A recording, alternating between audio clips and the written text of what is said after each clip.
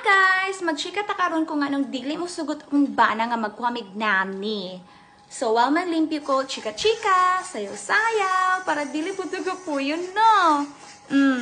Okay, so nga nung dili mo sugot akong bana nga magkuhamig nani, kay kuan man good. So, na may experience sa mga V. Tawagon na to sa mga V.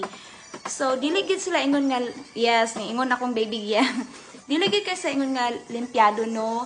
Dayon, na ako friend na iyang gibilin niyang baby sa kindergarten, wala pa 1-year-old. Pag uli sa balay, natangtang ang kuko.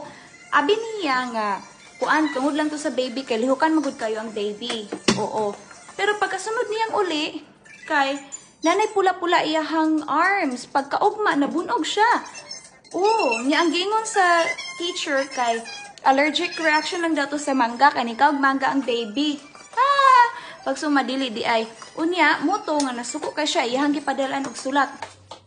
Unya, ang mga V daw, kaning katawa na daw, dining smile. Ug ako pa to, ako tong, naparuhon, subagon. Oh, right hook. Are you ready? Diba? So, mo to yung story, guys.